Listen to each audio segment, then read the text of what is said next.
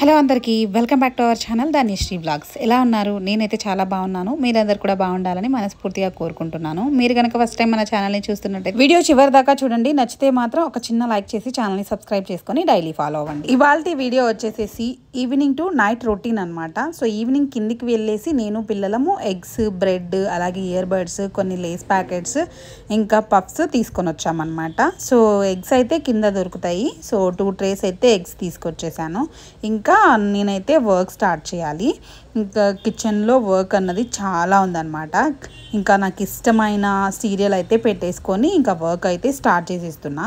First అయితే ఇంకా full shrink నిండా సామాన్లు అయితే ఉన్నాయి. కానీ సామాన్లు కడగక ముందే గ్యాస్ స్టవ్ అంతా కూడా ఒకసారి వాటర్ స్ప్రే చేసేసి నానబెట్టేస్తున్నాను అనమాట.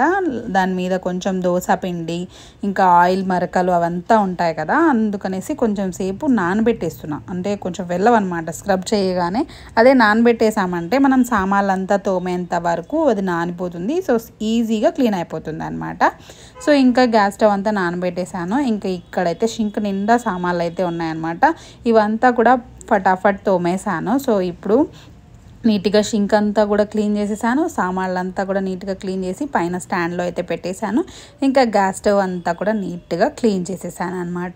చాలా చాలా ప్రశాంతంగా అనిపిస్తుంది ఇట్లా క్లీన్ చేసేసుకుంటే. ఇంక ఇక్కడ పిల్లల కోసం అయితే పాలు మరగబెడుతున్నాను అనమాట. సో పెట్టేశాను గ్యాస్ స్టవ్ మీద.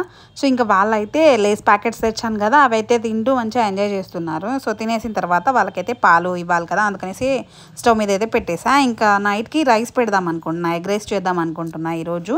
సో అందుకనేసి రైస్ ఇక్కడ పెట్టేస్తున్నాను అనమాట. రైస్ బాగా కడిగేసేసి వాటర్ నింపేసేసి సాల్ట్ వేసేసి ప్లేట్ పెట్టేసి మనం ఒక 15 మినిట్స్ అయితే రైస్ అయితే అయిపోతుంది అనమాట.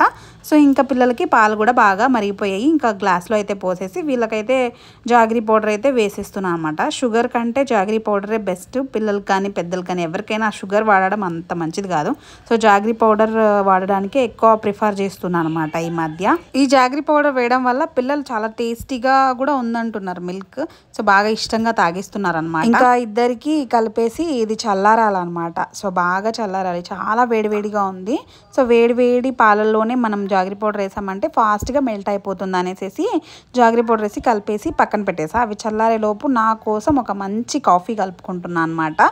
సో అస్సలు టీ ఈ మధ్య అసలు తాగబుద్దే అవ్వట్లేదు. టీ అసలు టేస్ట్ కూడా చేయబుద్ధి కావట్లేదు మా హస్బెండ్కి ఇస్తున్నప్పుడు కూడా. ఓన్లీ కాఫీ అనమాట. సో నేనైతే కాఫీ కలుపుకునే లోపు వీళ్ళ పాలైతే చల్లారిపోయింది.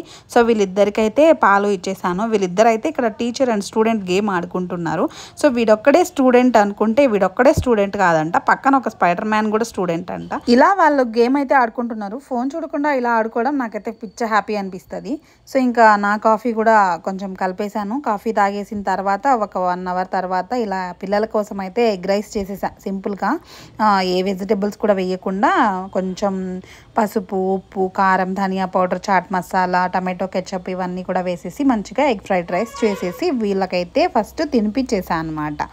చాలా అంటే చాలా టేస్టీగా వచ్చింది. పిల్లలకైతే తినిపించేసా. ఇంకా మాకు కూడా ఎగ్ రైస్ చేద్దాం అనుకున్నా, కానీ నా హస్బెండ్ చెప్పారు వద్దులే ఎగ్ రైస్ నాకు అంతగా నచ్చదు, రసం అండ్ ఎగ్స్ బాయిల్ చేసేసి మంచిగా ఉంటుంది తినడానికి అని చెప్పారనమాట. సో రసం అయితే ఇక్కడ తిరబాత పెట్టేశాను. ఇంకా ఎగ్స్ కూడా బాయిల్డింగ్కి పెట్టేశాను.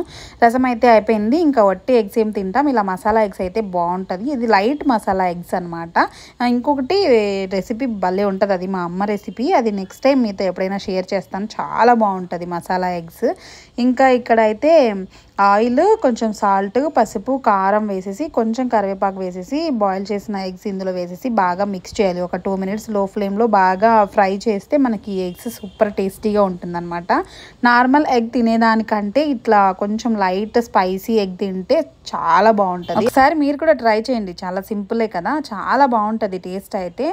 నార్మల్ వైట్ ఎగ్ తినడం కంటే ఇదే బెస్ట్. పిల్లలు కూడా చాలా ఇష్టంగా తింటారు. దీంట్లో కొంచెం పెప్పర్ పౌడర్ యాడ్ చేసుకుంటే ఇంకా సూపర్గా ఉంటుంది అనమాట టేస్ట్ అయితే.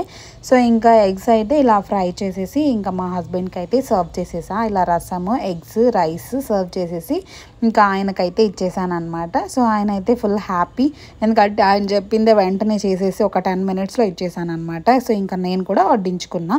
సో ఇలా తినేసేసి పిల్లల్ని అయితే పడుకోబెట్టేసి మేమైతే బిగ్ బాస్ చూసాం. ఇదండి ఇవాళ వీడియో. ఐ హోప్ ఈ వీడియో మీ అందరికీ నచ్చింది అనుకుంటున్నాను. నచ్చితే మాత్రం డెఫినెట్లీ ఒక చిన్న లైక్ చేసి ఛానల్ని సబ్స్క్రైబ్ చేసుకోండి.